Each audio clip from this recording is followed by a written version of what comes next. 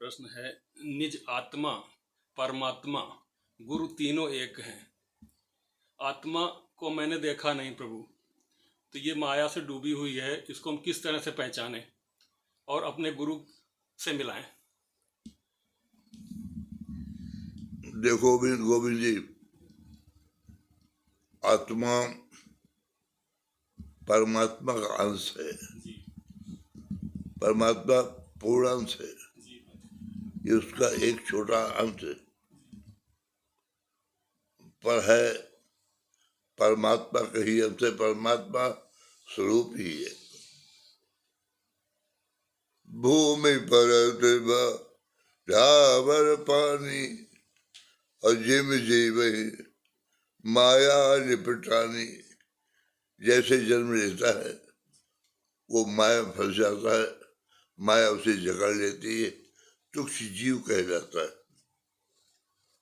लेकिन परमात्मा की भक्ति कर वही जीव आत्मा स्वरूप हो जाती है। जिस प्रकार की धान है, लेकिन ऊपर का पकड़ा उड़ा दिया जाए फिर उसे धान नहीं कहते, चावल कहते हैं। ठीक इसी प्रकार से मनुष्य के शरीर में जीव है, लेकिन माया का पकड़ा चाहा हुआ, माया उसका सवार है, और माया अगर हट जाने पर तो दिव्य आत्मा हो जाती है। जिस प्रकार की धान का पकड़ा हटा और चावल का स्वरूप हो गया, माया हटी, दिव्य आत्मा ब्रह्म स्वरूप ईश्वर के समान हो जाती है। इस चीज को पहचानने के लिए हमारी अगर उंगली भी हिलती है तो उसके अंदर ये आत्मा के कारण, शरीर चलता है आत्मा के कारण, आंख देखती है आत्मा के कारण, हम मन हमारा क्रियाशील है आत्मा के कारण। एक एक कदम हमारे चलते हैं, खाते पीते सोते आत्मा के कारण। आत्मा इस बात का प्रमाण कि हमारा पूरा शरीर सक्रिय है, पूरे शरीर में व्याप्त है। इसलिए पूरा शरीर, 5 कर्म इंद्रिया, 5 ज्ञान इंद्रिया कार्य करती ही आत्मा का रहने से।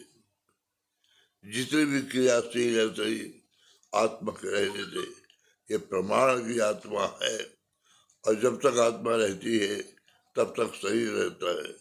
जिस शरीर से आत्मा चली जाती है, शरीर समाप्त हो जाता है, शरीर विनाश को प्राप्त हो जाता है।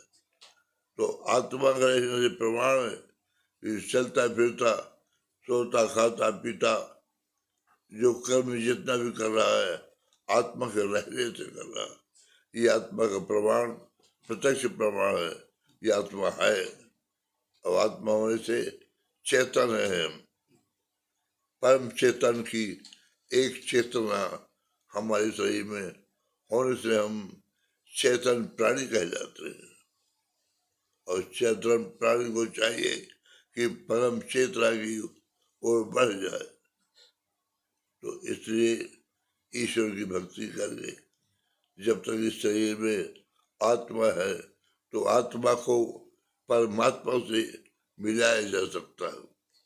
आत्मा के रहते परमात्मा को पाया जा सकता, आत्मा के रहते भक्ति की जा सकती है, आत्मा के रहते योग मार्ग में जा सकते हैं, आत्मा के रहते ब्रह्म स्थिति हो सकती है। जब तक इस शरीर में है तब तक आप सब करने में सक्षम है।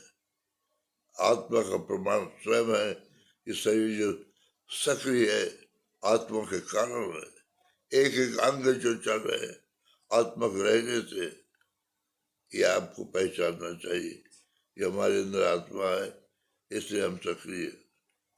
तो आपको एक लक्ष्य बनाकर इस 10 सदगुरु से आपको 2 शब्द दान में मिले हैं, आप उसका सहारा लेकर आप हर स्थिति को पार होते, परमात्मा स्थिति में आप आ सकते हैं।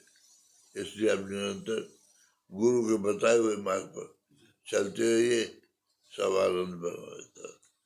बहुत शारदा भैया।